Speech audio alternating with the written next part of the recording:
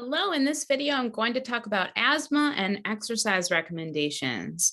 So asthma is an inflammatory disorder where the bronchioles and the alveoli become hyper-responsive, hypersensitive, and chronically inflamed. So when they are chronically inflamed and they are contracting to constrict and make the airways smaller, it also causes hypertrophy of the smooth muscle of the airways because those muscles are working more than they should, and it causes hypertrophy just like we see in our skeletal muscles when we are working them sufficiently. So the smooth muscle in the airways hypertrophy, and that causes those airways to thicken and makes them less kind of supple and able to expand the way that they're supposed to. It also results in angiogenesis, so production of new blood vessels. And as a general rule in the body, the more blood flow something has, the more capable of inflammation it is. So the inflammatory chemicals, the things that are part of inflammation, are delivered through the blood. So in places where we don't have a lot of blood flow, like cartilage, for example, we don't get a lot of inflammation because there isn't blood to deliver those inflammatory chemicals that are part of that process. So more blood flow somewhere means more capacity for inflammation and for edema. So more of the fluid from the blood can leave the blood vessels and accumulate in those tissues. So angiogenesis in the lungs, beyond the normal blood vessels that we want to be there, really just means that we're going to have greater capacity for inflammation and edema, which is not a good thing. It also causes mucus hypersecretion. So you end up with more fluid and stickiness and viscosity in the lungs, and airway hyperresponsiveness, which leads to bronchoconstriction. So narrowing of those airways. So when somebody has an asthma attack or they're having some kind of incident, they would experience wheezing, breathlessness, chest tightness, and coughing. And in severe cases, the airways can close to the point that it is fatal. So caused by overactive immune system, which inflammation is part of the immune system. That is an immune function. And inflammation, we always talk about it like it's a terrible thing. And in the case of asthma, it is. But inflammation is a normal function of the immune system that is important for protecting our bodies and healing injured tissues and things like that.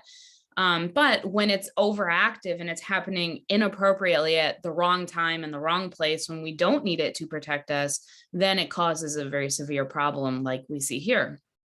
Also can be caused by genetics and environmental factors like airborne allergens that somebody is exposed to frequently, or respiratory infections that can lead to asthma. So benefits of exercise for someone with asthma. So it will increase the uptake of oxygen. So meaning that it increases our ability to take in oxygen and to deliver it throughout the body. It also increases the anaerobic threshold, which is the intensity of exercise where we switch from our aerobic metabolism to anaerobic. So we want a higher anaerobic threshold because we are more efficient in an aerobic metabolism or an aerobic metabolic state. So the higher that is, the longer we can stay in aerobic metabolism before switching to anaerobic. Also lowers blood lactate, lowers carbon dioxide production, and decreases fear of exercise. So fear of exercise in someone with asthma, we mean they're afraid to exercise because they think it will trigger an asthma attack, but that fear actually puts them at greater risk of triggering an asthma attack. So by exercising more and demonstrating to themselves that they don't need to be afraid, then they can decrease that fear and thus increase their tolerance of exercise. So the recommendations are very similar to the recommendations for any healthy adult, but the big difference here really is in the intensity of cardio exercise. So as in any healthy adult, we might have a higher intensity for our cardio exercise, but with asthma, you want to keep it a bit lower. So 40 to 60% of heart rate reserve, 11 to 14 RPE. But resistance training is pretty similar to usual, and the other elements of our cardiovascular training would be pretty much the same. So some things to consider with somebody who has asthma. Heart rate is not a reliable indicator of exercise intensity, just like with COPD. If they're not adequately oxygenating their blood, then their heart is going to beat faster to try to overcome that and oxygenate their blood faster and circulate more blood throughout the body, since it doesn't have enough oxygen in it. So in somebody with asthma, heart rate is going to be higher, not because of intensity, but because they are not adequately oxygenating their blood.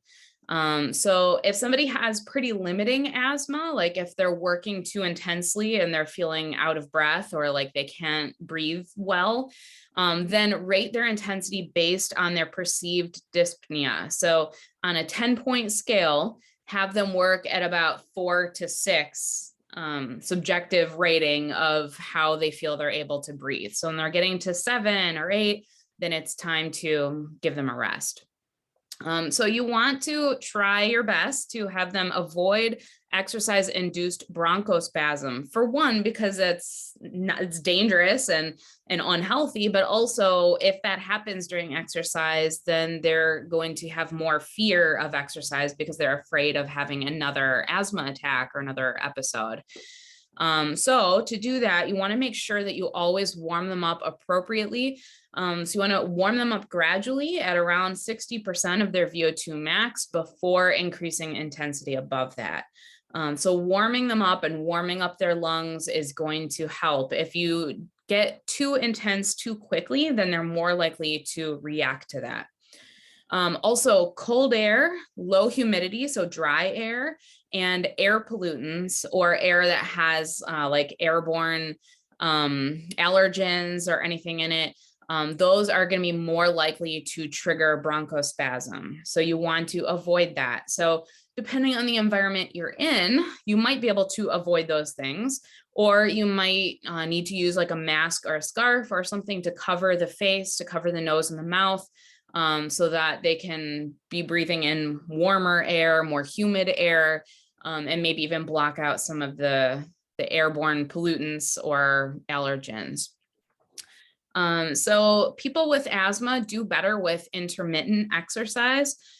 So if they can work harder and then take a break, work harder and take a break, or like interval training where they're fluctuating their intensity, they do better. And if they do it in warm, humid conditions, they tolerate those better too.